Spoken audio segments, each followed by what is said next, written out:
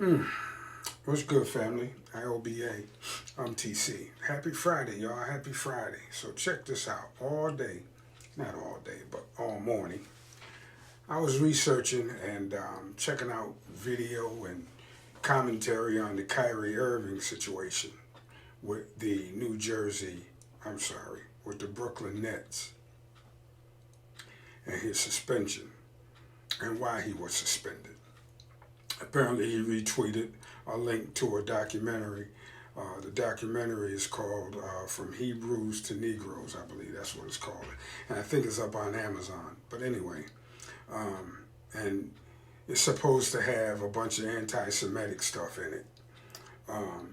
And, you know, the media and the league, the NBA, and everybody's coming down on him, wanting him to apologize and everything because he supposedly hurt a bunch of people's feelings by, retweeting that link, and they kept saying he was promoting it. Well, I don't know. I don't know if he's promoting it or not. But what I'm going to say is this about that. And this is all my opinion, my humble opinion, okay? Because, I'm just a regular salt of the earth black man in this country. So my opinion don't mean shit, but I'm going to say it anyway. Like in my last video, by the way, in my last video, I think I might have said Kanye West had his Nike contract suspended. It was his Adidas contract that got, that got taken away from him. He lost that contract. It wasn't Nike, it was Adidas. I think I might have corrected that in the description, in the video description, but it bears repeating. Kanye West got dropped by Adidas, not Nike. But anyway, yeah, Kyrie retweeted the link to that video, and everybody coming down on him about being anti-Semitic and want him to say, he's sorry and all that. He issued an apology and everything, and I listened to the interview where the press conference had him out there, and they kept trying to make him say something that he obviously wasn't going to say. So they suspended him for at least 5 games. Now, later on, I heard that he did write out an apology, but I don't know if it's going to be good enough, but he did. You know what? I guess it's better that he give them what it is they think they want, rather than to try to fight these people from behind enemy lines. And by that I mean while he's still trying to play basketball. I really believe that in order for black people to gain any ground in this country, we have to be able to let go of things that we hold dear, some of the things that we hold dear, and we have to leverage what we do have. And what we do have is that the greatest society values is entertainment and sports. And we have to somehow, some way, get our young athletes to understand that they can play their sport and they can be great at what they do, but they can't sacrifice their opinion and who they are and everything that they are just so that they can play sports and entertain people. But that'll be hard because the people who control sports and entertainment and all that shit are mostly, I'd say 90%, 95% from the dominant society. And the people who control the money in this country are Jewish most of the time. And if you don't say things the way they want them said, or if you express an opinion that they don't like, then they take away all of your accomplishments. All of your ability to entertain and make money gets taken away from you. So you gotta be willing to sacrifice that if you want to be outspoken and famous, and really tell the world what you thinking, and really expose truth to the world. You gotta be willing to let all that shit go. When you get to the level of a Kanye West or a Kyrie Irving or a Bill Cosby or even R. Kelly, when you get to that level, you got a lot of people depending on you for their livelihood. And if you go down, they go down. So sometimes you have to apologize for things that you're not sorry for. Sometimes you have to apologize for things that you're not sorry for in the interest of the greater good, so that you don't destroy your life and the lives of the people that depend on you. It seems to me that in order for black people to gain any ground in this country, we got to be willing to let all of that go and start from scratch with nothing and build ourselves back up that way. Because right now where we at, we have no control over anything. Not even our bodies sometimes, not even our mind apparently. Because if you say what you think, then everything that you work so hard for gets taken away from you. And if you do the wrong thing, well, you know what happens if you do the wrong thing. We got to be willing to let all that stuff go and start from scratch and build it back up, maybe with, among ourselves, with our own leagues, with our own whatever.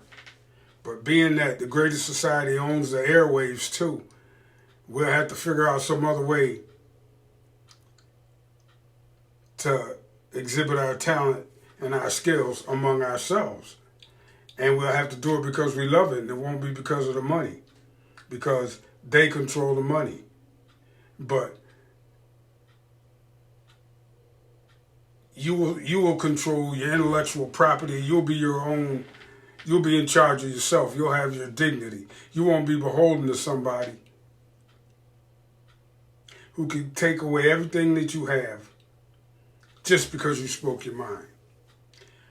But we ain't ready as a people, as black people in this country, and around the world for that matter. We ain't ready to have that fight. We ain't ready to take on the Jewish community like that. We're not ready to. Every time somebody step up and say and act like they're ready to, the whole world comes down on them. It's like black people in the United States versus the entire wider world. We ain't ready to have that fight. Are we ready to be David to their Goliath? Are we ready to be a mouse taking on a gorilla? Because if we are, then we're going to accept a lot of losses, and we're going to have to give up a lot of shit. But we'll have our dignity, we'll have our pride, we'll have ourselves. We won't have no money. But in truth and in fact, we ain't got no money now. But we won't have no money.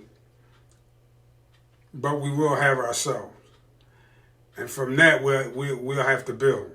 But ain't nobody willing to do that. Ain't nobody ready to do that. I mean, Charles Barkley, I was this morning I listened to Charles Barkley and Shaquille O'Neal on their little show. And Barkley just signed this big ass contract.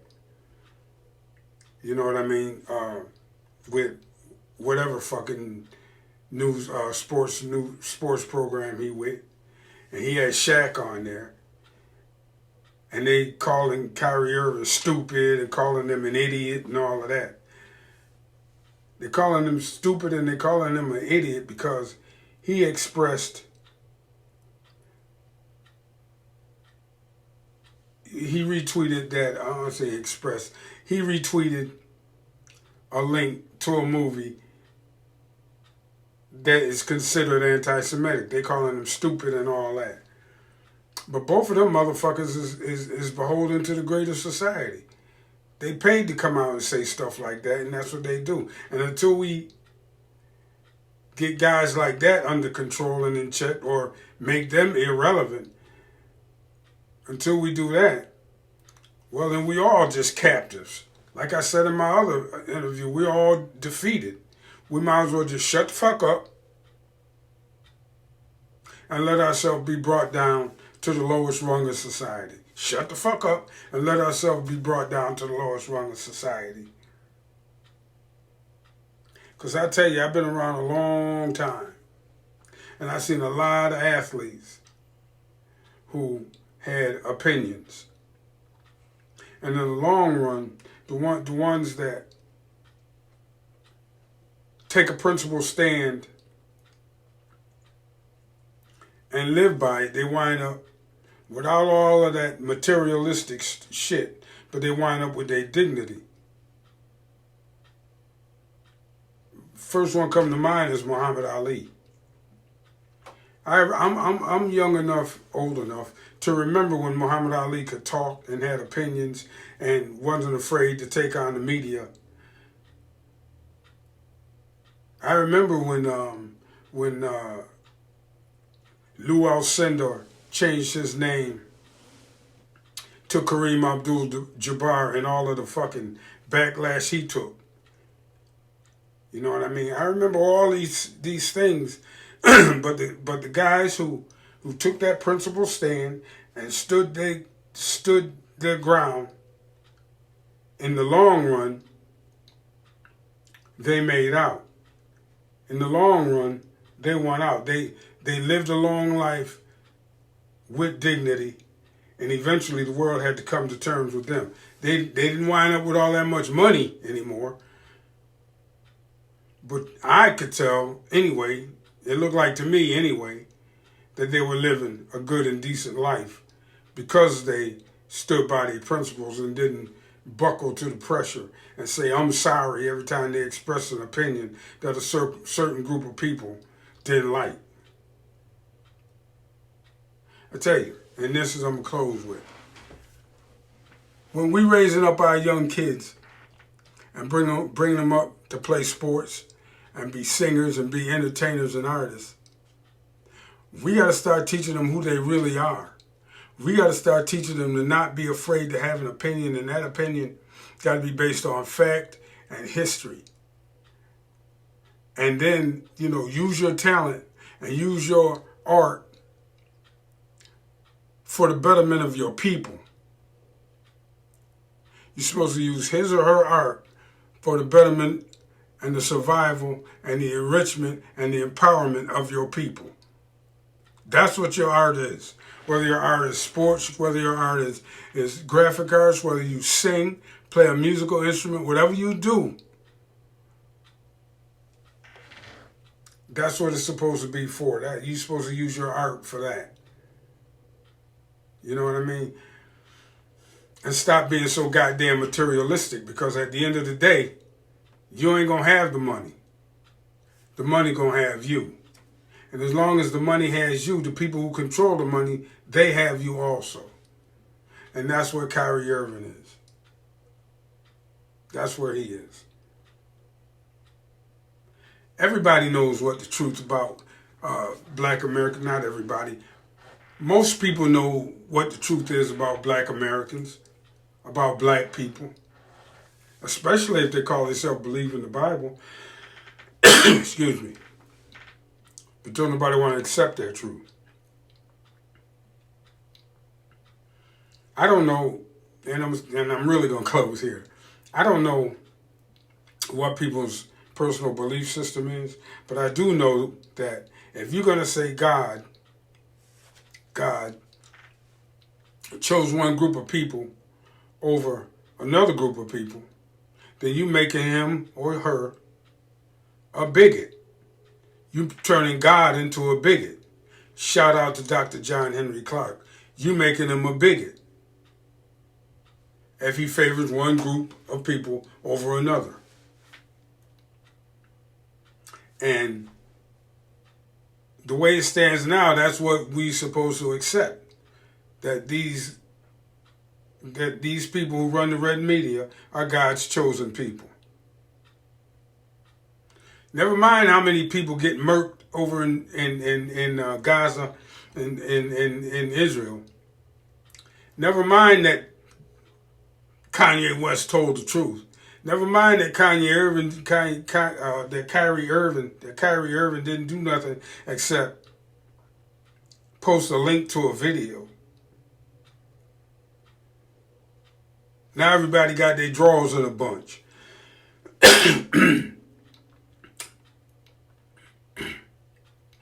I tell you, the world don't like truth tellers. And I don't care who you are. When you get out there and start telling the truth, be ready for the consequences and be ready for the sacrifices of telling the truth. And with that, I'm going to get the hell up out of here. It's Friday.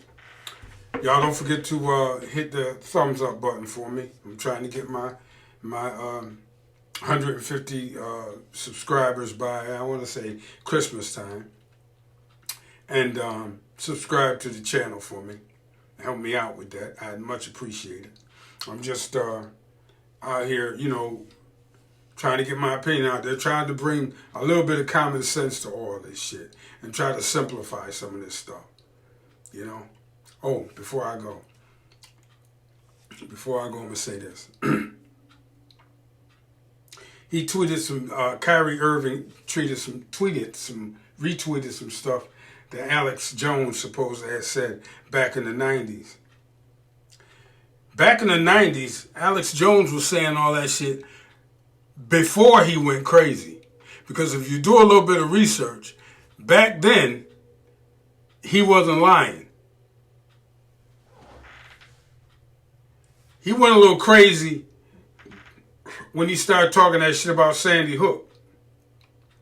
He went a little crazy when he let Donald Trump and them buy him off. But before all that, if you listen to what he used to talk about back in the day, it's all there. It's all right there. Everything he said about the Bilderberg Group, about Skull and Bones, and about all those secret societies, it's right there. All you got to do is research it yourself. YouTube used to be a lot more fun than it is now. And that's it for now, y'all. Y'all have a good day. Give the video a thumbs up. Like I said, hit the subscribe button for me, and I'll catch y'all on the next one. Peace.